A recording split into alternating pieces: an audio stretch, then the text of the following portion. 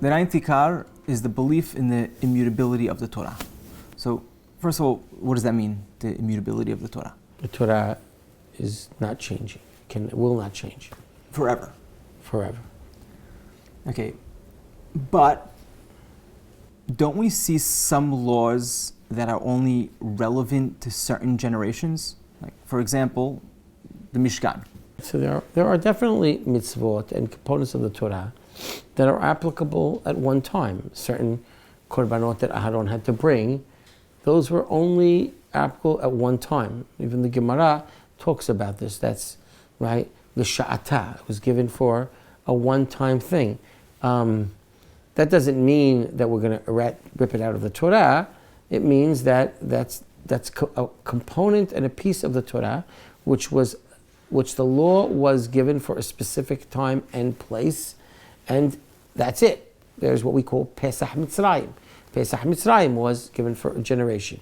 But it's important for us to understand, for example, about Pesach Mitzrayim as it interacts with Pesach Dorot, the Pesach that we observe for all generations. So, or that they did when there was a Beit HaMikdash. So in a sense, there's a component of things that were relevant in the Midbar. There's a component of things that are only relevant when there's a Beit HaMikdash, Korbanot. That doesn't change the immutability of the Torah.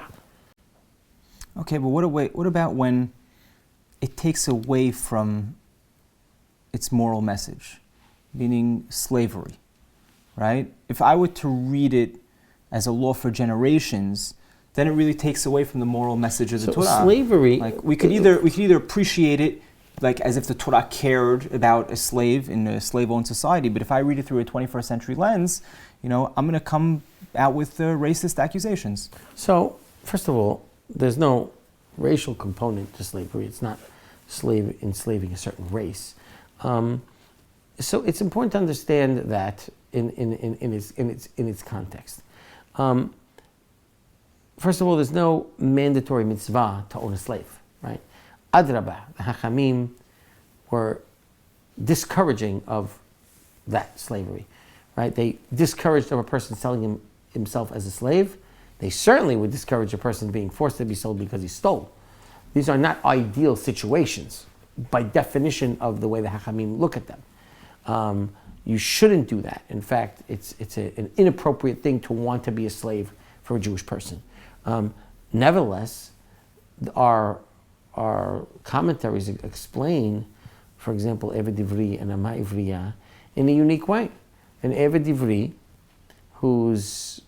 we live in a poverty-stricken society that he has to sell himself, or that he had to steal to eat, and we know he can't even pay the canon back, he can't even pay the principal, let alone his fines. So that means he has nothing. These poverty-stricken people that sell themselves or are sold into slavery are now placed in a home of fine people that the Beit Din ensures are going to be people that can give this person a true rehabilitation and a true second chance in life. And that's important. I would argue that might be a much more moral way of dealing with slavery than the way we have today, which is incarceration and putting him in a good school for thievery in a jail. So, and we have yet to figure out what to do with the overcrowding in jails. So we should hold judgment on that. And second, for example, Ama Ivriya, when a person sells his daughter as an Ama Ivriya, and our Hachamim use the pasuk b'big doba, not just as his clothes is on it, but actually it's an action of gida, of treachery against his daughter.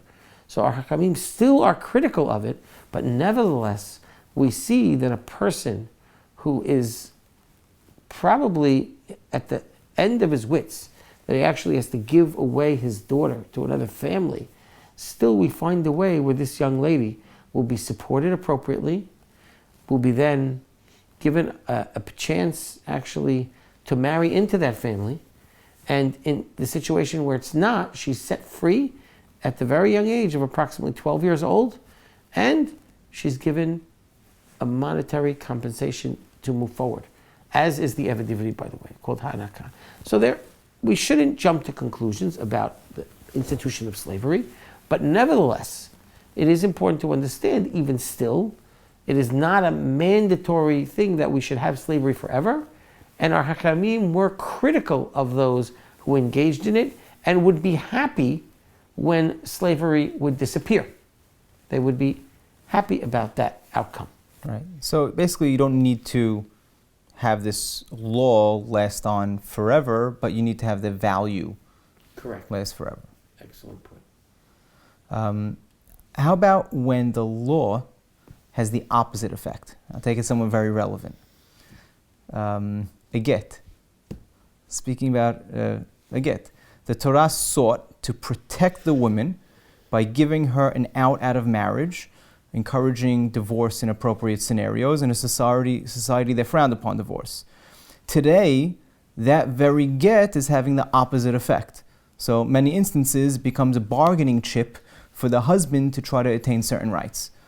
So that's obviously a loaded question, and the entire approach of how we deal with Emunah is a very important question.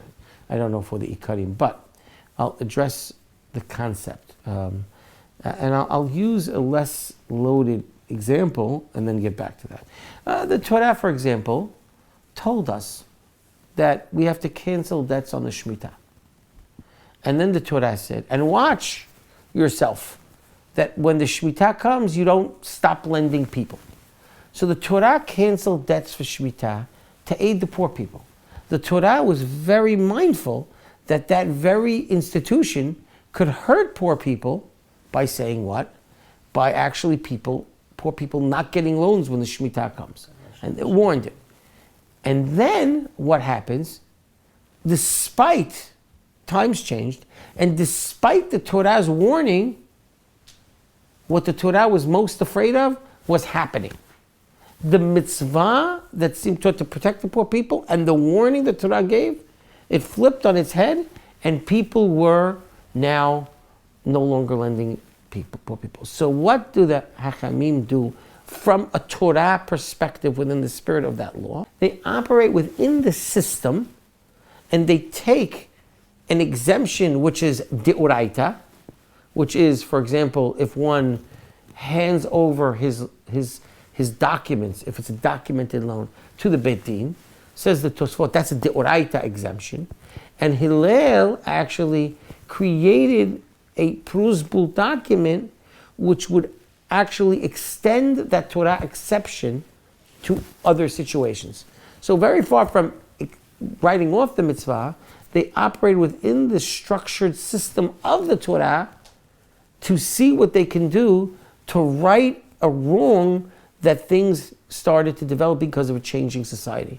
So the Torah, if we pay attention to it and let us and engage in the Torah itself has its solutions within the system for potential new scenarios that would quote unquote make the mitzvah look outdated. That's the furthest thing from the truth. It is actually when there are new situations that present new challenges, if we and the Hachamim in every generation have done this, have sought the actual principles of the Torah, we can find those solutions. To come back to your more controversial topic of Gittin, right, which we know the get, it was the ultimate redemption for the woman, right, in certain situations. But now we have a situation where of withholders of Gittin. However, there are plenty of options and solutions within the structure of the Torah that could solve the plight of the Isha. And the Hachamim, it's their responsibility to see them, much as Hillel did with the prosbul. We do not have to remove the law, abrogate, or do away with the law of the Torah. We have to engage it and understand it and understand what are those potential solutions within the structure and the system. So how about regarding Kriya Uchtiv? There are many instances in Tanakh where words are written one way and pronounced another. Radak, right, who claimed to be a student of HaRambam, understood these to be different traditions of what was supposed to be passed down. Is that a violation of this principle? And if it isn't, what is immutability of Torah?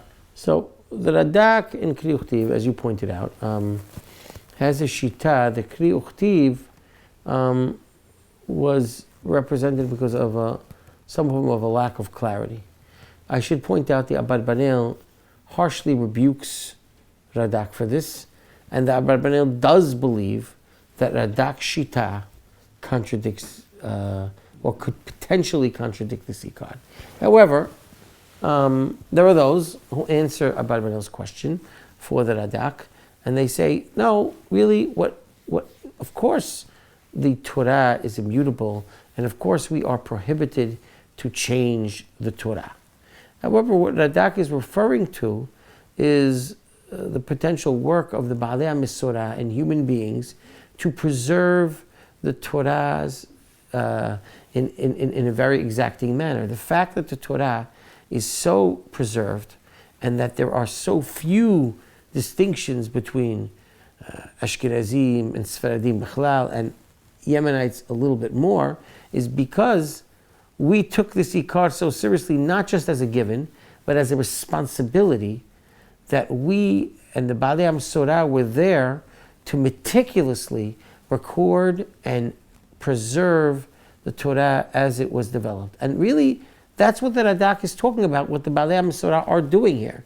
They are making sure that no tradition is lost, and it's all preserved within the Masoretic text of the Torah. And what about what Ezra Sofer did? It's a little different, right? When he found the famous Midrash, when he found 3 Sifrei Torah, right, so remember that it's hard. A fourth. We have no textual reference of Ezra doing that.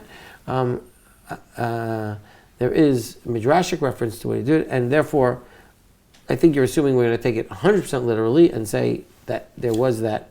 I mean, it's very possible that it's just a explanation of Ezra as being the first mover of quote unquote Baalei HaMesorah, that the presenting the text and completing the text of Tanakh, right, and taking that job very seriously. That could be what it really means.